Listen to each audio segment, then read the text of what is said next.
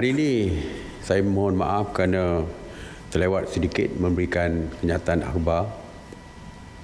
Sidang akhbar pada hari ini tidak seperti biasa pukul 2. Kita baru lepas mengadakan mesyuarat bersama-sama dengan Menteri Yang Amat Berhormat, Menteri-Menteri Besar dan juga Ketua-Ketua Menteri bagi kita menyelaraskan pelaksanaan PKP fasa kedua, iaitu supaya dapat diikuti juga oleh negeri-negeri di seluruh negara.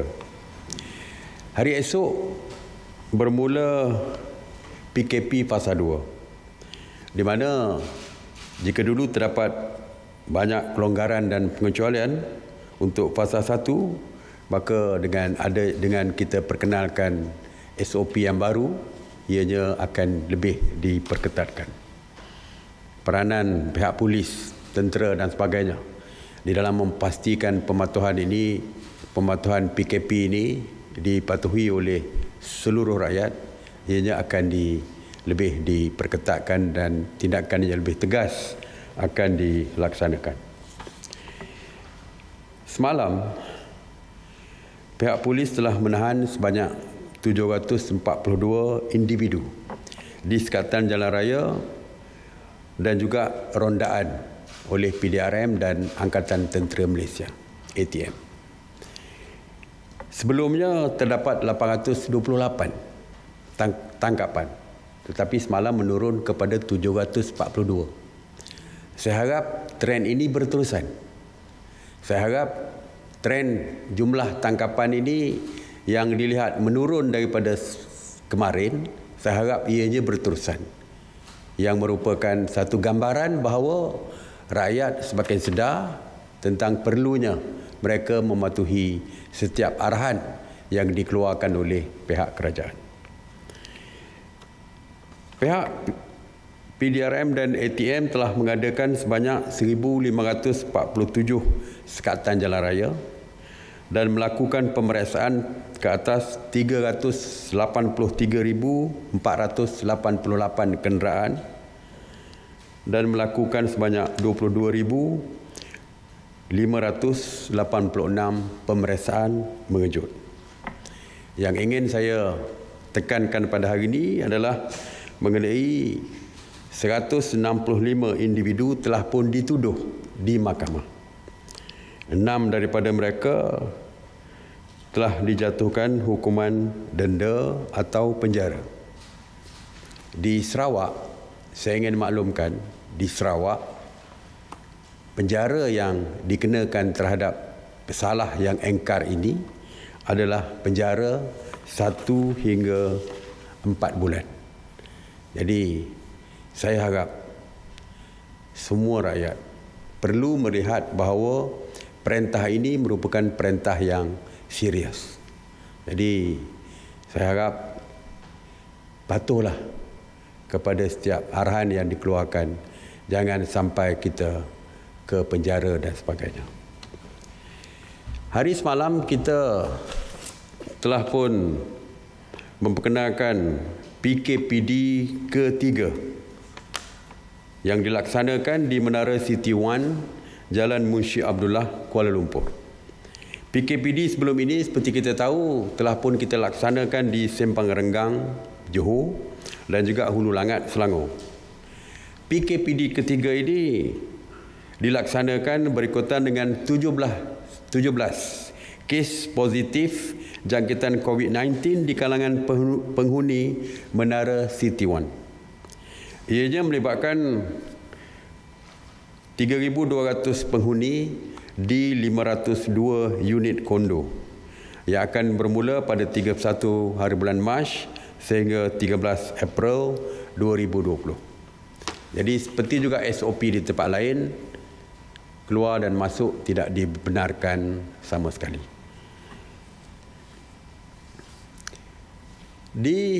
Kita dengar, kita baca di dalam surat khabar dan sebagainya bahawa banyak negara yang bertambah dari segi positif COVID-19 ini adalah hasil ataupun akibat daripada kepulangan rakyat mereka yang berada di luar negara. Kalau kita lihat, walaupun Wuhan di negara China misalnya telah pun dapat mengawal COVID-19 ini dari terus merebak, tetapi dimaklumkan dan difahamkan bahawa apabila rakyat mereka mula pulang ke negara mereka, berlaku semula positif COVID-19 ini. Oleh itu, kita sedar bahawa ramai rakyat kita yang stranded di luar negara ingin pulang ke negara kita. Ada di antaranya kita bawa pulang melalui pesawat yang ditempah khas oleh kerajaan. Walaupun kita menasihatkan rakyat kita yang tinggal di luar negara, seperti pelajar dan sebagainya yang mempunyai tempat tinggal dan sebagainya, supaya kalau boleh tidak perlu pulang dan berada di negara masing-masing kerana mereka mempunyai rumah tempat tinggal sendiri dan sebagainya. Tetapi mungkin ada yang berhasrat untuk pulang. Oleh kerana kita nak menyekat penularan COVID-19 ini berdasarkan melalui rakyat kita yang pulang ke negara kita, maka mesyuarat telah pun membuat ketetapan dan telah pun bersetuju bahawa setiap rakyat kita yang pulang dari luar negara akan dikuarantinkan selama 14 hari di tempat-tempat yang dikhaskan oleh pihak kerajaan. Sesampai saja mereka di lapangan terbang, mereka akan dibawa terus dengan menggunakan bas ke pusat-pusat kuarantin yang disediakan. Sewaktu berada di pusat kuarantin, mereka akan disaring oleh Kementerian Kesihatan untuk melihat status kesihatan mereka, dan dalam masa yang sama juga SOP yang lain yang ditetapkan oleh MKN dan juga KKM perlu dipatuhi oleh semua rakyat kita yang berada di pusat-pusat kuarantin tersebut. Jadi saya menasihatkan kepada kaum keluarga supaya tidak perlu pergi ke lapangan terbang untuk menyambut keluarga mereka yang pulang daripada luar negara, kerana mereka akan terus dibawa daripada airport ke pusat-pusat kuarantin yang telah pun ditetapkan oleh kerajaan. Walaupun seperti kita tahu, di zaman moden ini ibu bapa dan keluarga dan sebagainya masih boleh menghubungi mereka melalui panggilan telefon dan sebagainya. Walaupun mereka terpisah 14 hari di tempat kuarantin, tapi masih boleh dihubungi. Proses nyah cemar seperti yang saya umumkan telah pun mula dilaksanakan. Semalam Kementerian Perumahan dan Kerajaan Tempatan telah melakukan proses nyah cemar di 47 kawasan. Iaitu di antaranya 23 adalah zon merah. Dan nyah cemar ini serentak di seluruh negara.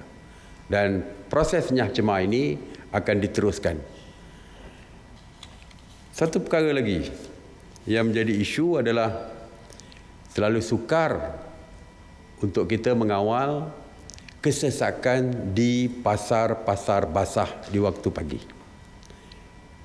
Agak sukar untuk mengawal dari segi jarak, penjarakan sosial 1 meter misalnya. Dan seterusnya kita dapati bahawa kesesakan berlaku di pasar-pasar basah pagi ini kerana mungkin kekurangan pilihan tempat membeli produk-produk basah yang lain di pasar-pasar lain. Oleh itu, pihak kementerian telah pun bersetuju supaya Fama mengambil peranan ini untuk mewujudkan pusat jualan baru, iaitu untuk barangan basah, dan Fama akan mewujudkan pusat jualan barangan segar terkawal di 77 lokasi yang iaitu di setiap negeri. Dan antara barangannya hanyalah barangan basah semata-mata. Tidak ada lagi, kalau dulu pasar tani ada pakaian, menjual makanan dan sebagainya. Kali ini hanya menumpukan kepada pasar barang-barang basah semata-mata seperti ikan, sayur dan sebagainya. Saya ingin umumkan atau maklumkan dari segi cadangan-cadangan outlet yang akan dibuka, iaitu pasar tani terpilih, iaitu 10 tempat, 10 lokasi. Pasar tani kekal. Seperti kita tahu, ada pasar-pasar tani kekal yang di dalam bangunan dan sebagainya. Pusat operasi Fama ada 17, pasar tani kekal tadi 16, My Farm Outlet ada 3 termasuk di Putrajaya. Kompleks Pertubuhan Peladang Kawasan ada 34 dan kompleks jabatan dan agensi yang bersesuaian. Waktu operasi untuk pasar tani terpilih adalah pukul 8 hingga 8.30 pagi. Pukul 8 atau 8.30 pagi hingga pukul 11 ataupun 12 tengah hari, yang beroperasi 2 kali seminggu. Yang keduanya, di pusat operasi pasar tani pukul 8, 8.30 pagi hingga pukul 12 tengah hari dan juga sehingga 4 petang setiap hari. Dan seperti saya sebut tadi bahawa SOP-nya adalah SOP yang ketat, iaitu penjarakan sosial akan ditetapkan, gerai-gerai yang berniaga akan dijarakkan supaya tidak timbul kesesakan dan sebagainya. Pintu masuk dan pintu keluar akan dikawal oleh pihak polis dan juga tentera. Jadi tujuan kita, walaupun kita benarkan rakyat kita berbelanja dengan pilihan yang lebih banyak di pasar-pasar basah, termasuk pasar tani, tetapi SOP yang ditentukan oleh kerajaan mesti dipatuhi di pasar-pasar tani. Walaupun kita Fama juga akan menjual produk mereka melalui jualan atas talian. Jadi kita juga menggalakkan rakyat kita untuk membeli secara atas talian produk-produk yang dikeluarkan oleh Fama. Seterusnya ialah satu berita baik untuk penyewa-penyewa di Lebuh Raya, penyewa-penyewa gerai di Lebuh Raya. Walaupun tidak banyak kenderaan yang melalui jalur Lebuh Raya, tetapi mereka masih lagi perlu membayar sewa. Oleh itu, pihak pengurusan Lebuh Raya Plus, Aneh, Latar, Max, Prolintas, Kesas, Grand Saga dan Grand Sepadu telah pun bersetuju untuk mengecualikan sewa kedai selama 6 bulan kepada penyewa-penyewa kedai di RNR.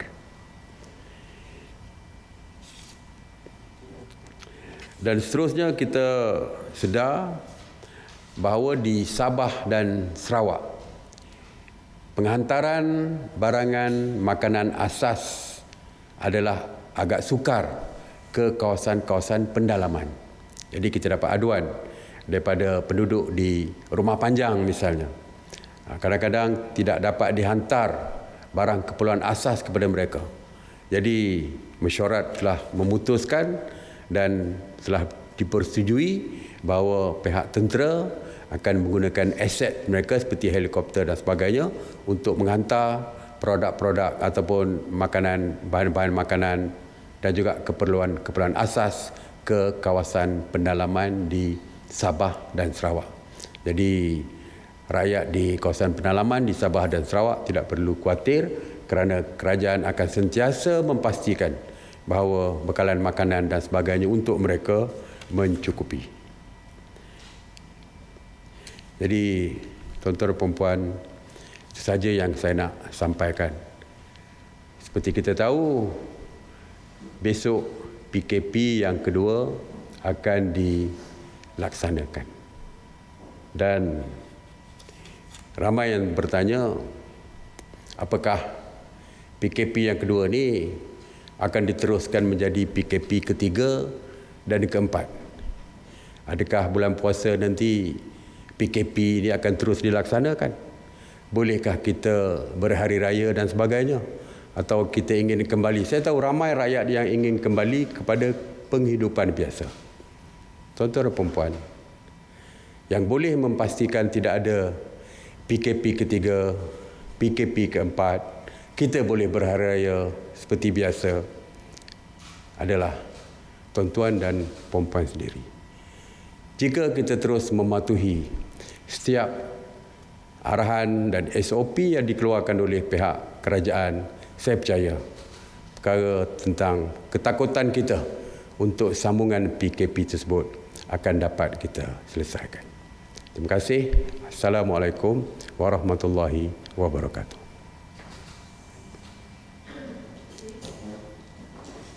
Oh, okey. Datuk Seri, berkenaan kuarantin untuk mereka yang baru pulang di luar negara, bila akan bermula? Hari ini atau kita akan bermula pada 3 hari bulan 3 bulan April, sorry. Saya pun dah tak ingat bulan ini. 3 hari bulan April. Mana ada 2 hari lagi untuk menyediakan kita dengan transport dan sebagainya. Dari segi terus perbincangan ini akan terus dilakukan.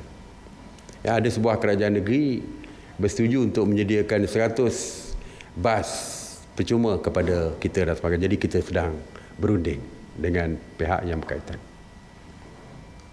Okey. Datuk Seri, tahanan orang yang ditahan di roadblock di sekatan-sekatan jalan raya ni, macam semalam ada 800 lebih, hari ini 700 lebih.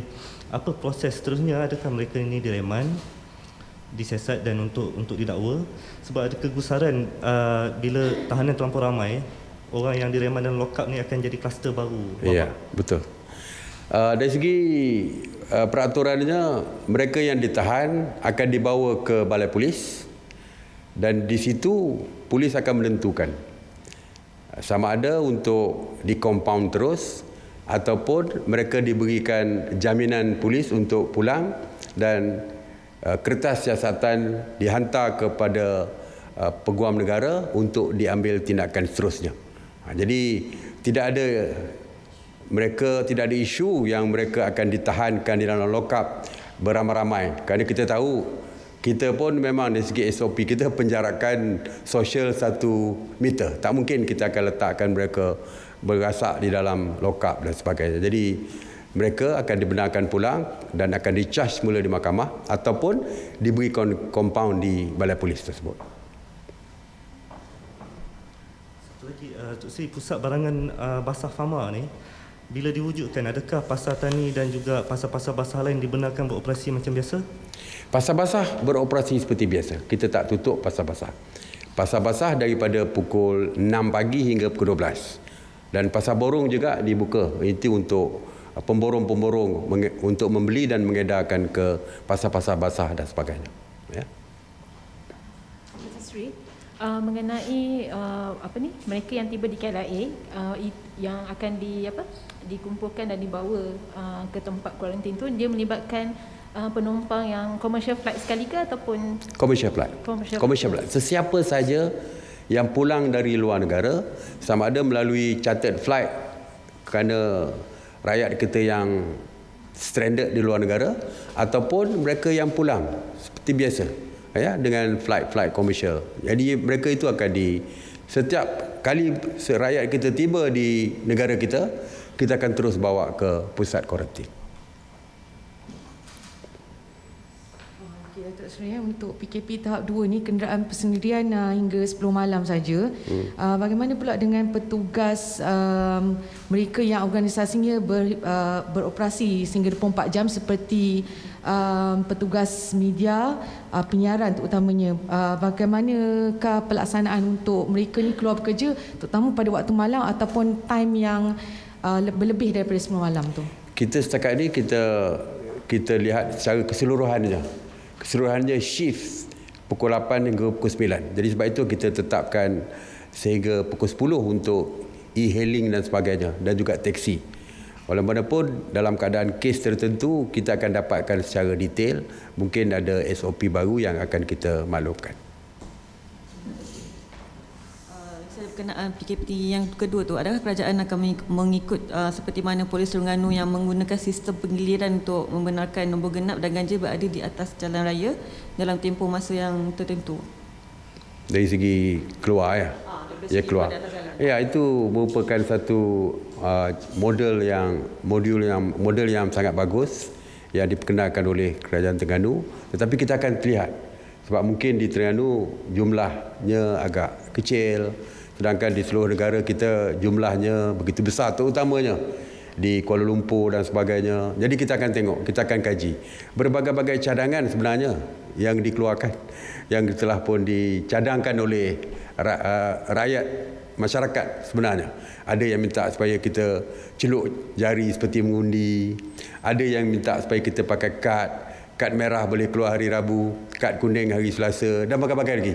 Jadi semua cadangan-cadangan itu adalah cadangan yang boleh kita pertimbangkan. InsyaAllah kita akan tengok secara detail setiap cadangan, dan juga kalau negeri itu dah mempunyai sudah pun melaksanakan, mungkin kita akan teliti dengan cara yang lebih teliti lagi lah. Last question. Ada aduan orang yang bekerja di masa MCO ni, bila ditahan polis, dia bawa surat pengesahan majikan tapi masih lagi ditahan disebabkan katanya speknya tak cukup seperti yang diarahkan kerajaan. So kalau boleh Datuk Seri perjelaskan balik sebenarnya dalam surat tu apa yang diperlukan? Sebenarnya surat hanya memerlukan surat kebenaran perjalanan oleh majikan. Itu sudah cukup. Tetapi saya tak tahu apa kes-kes seperti ini, sebab ada kedapatan juga majikan yang tidak dibenarkan beroperasi misalnya. Ya, kilang yang tidak boleh beroperasi kerana MITI mempunyai senarai kilang, katakan 2,000 3,000 lebih kilang. Dan seperti kita tahu, banyak kilang-kilang yang beroperasi sekarang ini sebenarnya tidak termasuk di dalam senarai yang dikeluarkan oleh MITI. Dan itu mungkin mereka mengeluarkan surat berkenaan dan pihak polis mendapati berbeza daripada senarai yang dia ada dengan nama kilang yang ditunjukkan oleh pengguna jalan raya tersebut. Sebab itu kemungkinan itulah antara yang diambil tindakan oleh polis untuk menyekat mereka. Sebab surat very simple. As long as ada surat kebenaran perjalanan oleh majikan, maka mereka boleh dilepaskan oleh pihak polis untuk meneruskan perjalanan. Terima kasih. Assalamualaikum warahmatullahi wabarakatuh.